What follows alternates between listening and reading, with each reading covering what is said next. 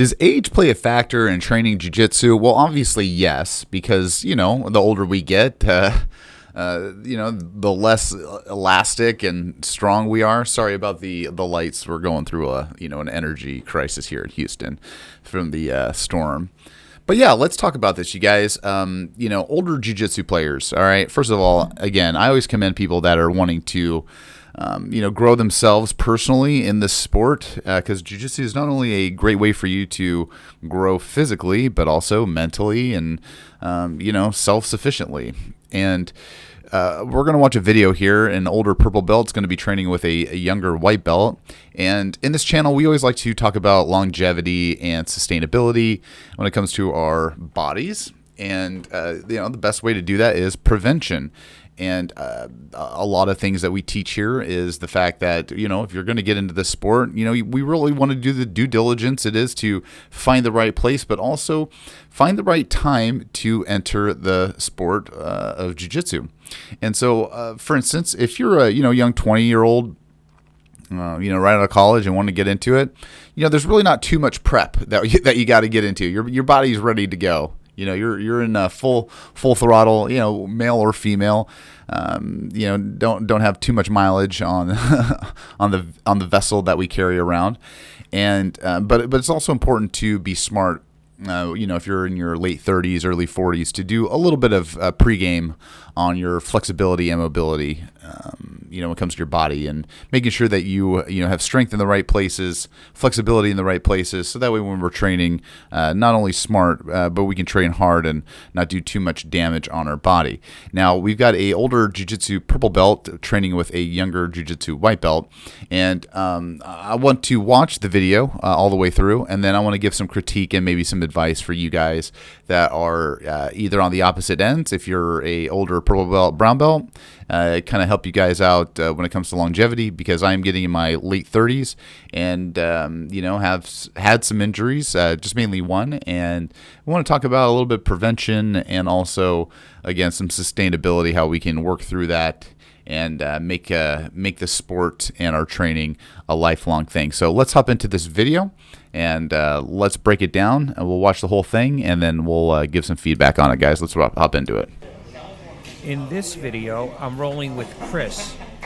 Chris is a white belt that I made another video with recently. He's a bit aggressive, so in this video, I try to tame him. He's about 20 years younger than me. He's probably heavier than me, and he's in much better shape than me. Genetically gifted, perhaps. Here he goes. He's coming at me real aggressive.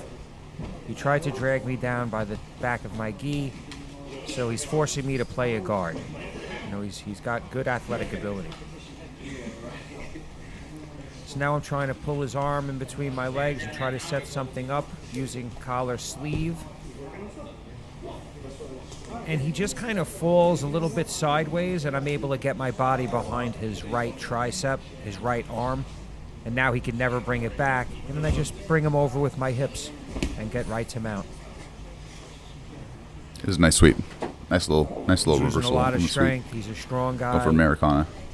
I'm trying to teach him to slow down, and he's trying, believe it or not. But some people just have one speed. It's true. And those people are dangerous when they're young and strong. Is he mother's milking I'm him? cooking him a little bit. I'm in a high mount. I got my feet on his hips so he can't bring his legs back into it. And I have his elbows separated from his body, which is pretty much, I think, the main goal of mounting if you're not choking the guy. So now I have his elbows That's away a fair from his statement. body. His arms are super weak in this position. He's trying to bench press me off him. And I'm just, again, cooking him a little. Here he did a huge hip bump, but he didn't shoot his hips back out and make a frame and shoot his hips back out. So here he goes. He gives me his back. I'm going to grab his lapel from across the other side and use that to pull him over onto his side. Also, he's trying to do something with my foot, and it allows, his neck is wide open, and I just rear naked choke him here, even though we're out of the frame. His That was a neck good. just wide open. That was a good start. I want to give a couple things here on that. A little bit feedback here. When we first start out, I want to point out a couple things. First, when you've got a spazzy white belt, is they don't know how to tie their belts, and it looks like one of the loop needs to go inside the belt. Looks like he only did it through the one, so that's when you got a spazzy white belt. Another thing to consider, you guys, when he starts rolling, one thing to keep in mind is keep your stand-up game on point. And I understand, as upper belts as we are, want to give our opponents the benefit of the doubt. It's kind of like playing chess, if you will. A great example, because we do call this human chess. But no, when we play this game, just like chess, the white piece actually has an advantage because they get to move first. And that move is actually the attack, or you get that first advantage of the move. And in this situation, we've got our purple belt here. Sitting on his back, just kind of like the black piece, and we got a white belt, the white piece, and he gets to move first. That being said, I want to show you guys, the irony here. We've got, I believe it's a black belt. I'm not going to say it is. I can't see if there is, but I like how these two are standing up and starting up that way. And I always think it should be that way too when you're an upper belt. And I know age can play a factor, but also we want to keep those things nice and sharp. So I just wanted to start there into this whole rolling scenario that we got. Again, age plays a factor into it. And as we can see, when he's trying, the purple belt's trying, he sees the guy's not able to pass. I'm keeping my guard, and I can see he wants to get up and possibly sweep. But what I don't like in this situation here is when he comes back down, you actually do a little bit more damage and you do a little bit more wear and tear actually while playing guard, surprising enough. And the reason why is because depending if you're doing spider guard, lasso guard, if you're in the butterfly position, you're really doing a lot on the knees and the legs. And that's how kind of my stuff started, was because I really like butterfly, and there's a lot of tension on your kneecaps when you're lifting up your opponent. And again, these are things that we have to be aware of, because on top position, for me, I really like playing half guard. I know that sounds weird, but in my world, I like playing half guard because I like to get the head and arm triangle choke. That's kind of like where I like to go, and then I like to go into a straight arm bar if that's not going for, and then into a Kimura. So that's kind of like my setup that I like. But my point is, in this situation, it's great that he's rolling with the new guy, or the beginner. But also be aware, is if you are older, make sure to practice your takedowns and top positions. We don't really want to always be on the bottom position, because again, that can do a little bit more wear and tear. And again, too, if we can choose our partners, that's also a great thing. So if you're in a situation where you can't, and you're just kind of stuck, be vocal, be like, hey, I'm just cruising today, please keep it down. Is there anything that you're working on? Well, I like to, I want to really work on butterfly. Okay, well, let's train. I'll go about 30%, and I'll let you work butterfly, but please be easy on me. I'm going through ailments or whatever. That's totally fine, right? You need to be vocal about it. And if you're able to choose, stick within your age group, and if you're feeling game, you're feeling good, no worries to go in there, but with a younger guy. But again, if you're going to be in that position, or you're going to be in that situation, make sure to be aware with all what you're going to do and what your body's limitations are. Again, we're going to watch the second half of this. Let him know that you can stand up too. So let's see if he gets back up, which I think that's a little lazy in my opinion. And I know, again, he's trying to be nice, white piece versus black piece, but here we go. I digress. So after that last round, I went and I picked him out. So here I did my tripod sweep, but he was able to hold me down. Now, see, I disagree, and I'm being nitpicky here, because again, this is where our strength and our ability comes in. After that last round, when he gets the streep here, because he, if you want to call this a hip bump, or it's not a butterfly sweep, a flower sweep. Yeah, I guess you could call this being a flower sweep here, but he's pulling. his right foot, which is a great sweep. He got his foot here on the hip, and he's pulling right here on the left side. But again, when you have this setup, this foot's going to go to the mat. This foot needs to be placed on the other side of the mat, and then we're going to knee slice right into the hip once we get up. So we need to use the momentum of our opponent as he falls down. We need to get right back up from that position. So watch, Rob. He should be coming up right there. He should come up, and that's again, that's a part of being a little bit of aggressive. And it's okay to let your opponent work, but again, we need. I don't know the situation on this. If he is just letting him work, which it sounds like it is, but as being higher belts, we need to make sure that we are showing our authority and we are showing our skill in these situations. Not not every time, but my usual guard, enough. And to the triangle. Trying to roll him over and get on top. Super strong guy. So here I was trying to finish the triangle. He starts bench pressing me off him. I'm able to switch my base and switch my hips to just beat anything he's doing with his arms. And then I put my knee right on his belly. But again, even now, I'm not crushing him. I'm not punishing him. I'm containing. And I Americana'd him there. And I got it pretty quick because if he knew it was coming, he would muscle out of it. So I did it on the sneak there. He just lifted his hand the wrong way, and it was there. Guy's got great flexibility. I'll give him that. It's hard to do. And he throws me back. Butt to ankle. Does that, I just go into another triangle. Again, I want to show you guys this. Why I say it's just very imperative to be careful. So look how he's on his ankles. This guy's probably in his late 40s, in his 50s. But watch, when he gets pushed back, wrist control, and he throws me back.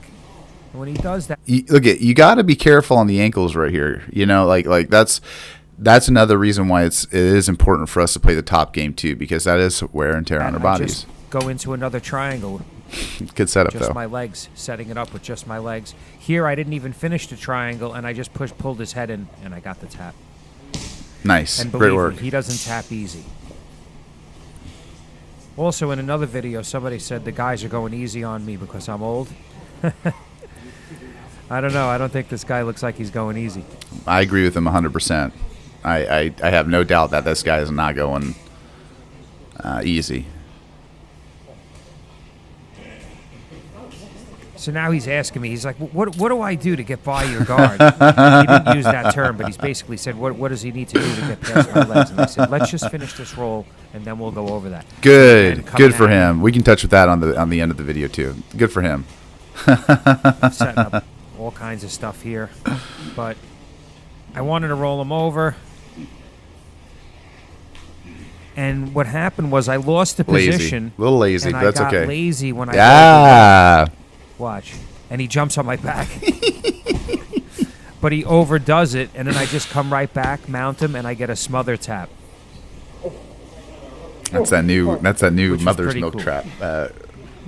So this round ends a little early because my camera shut off mysteriously, but I wanted to These are some great points, guys. Great points. And I want to go back to one frame here.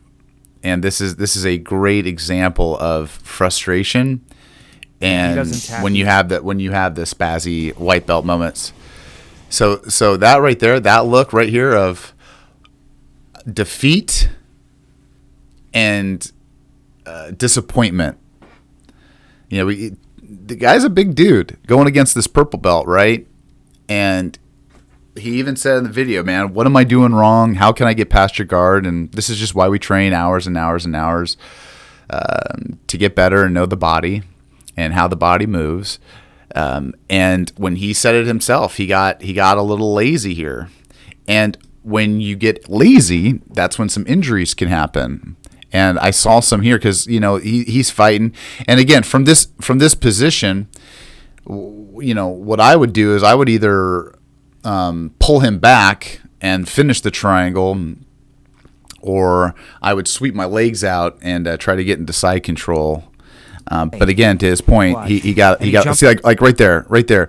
Instead of going backwards, put the legs forwards and then come around on your belly. Kind of do like a little breakdancing move there. But again, he said it himself. He got a little lazy. It's on my back.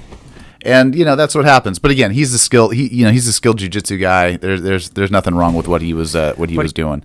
And again, those situations right there, can they be troublesome? Of course they can. Because when we get lazy, we get complacent, and then that's when things really can start happening.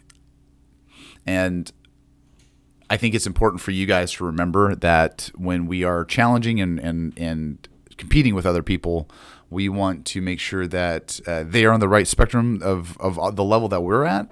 And then we also want to make sure that we're putting enough pressure and agility and energy into that role. Because again, if we become lazy, that can become a problem in injury. And then if we're too aggressive and we got a spazzy white belt, that can cause some problems there. So there is a fine line that we want to follow. And again, if you're a little older in that game, just like I said, always be vocal, be wary, and be visual about who's out there and who you're training with.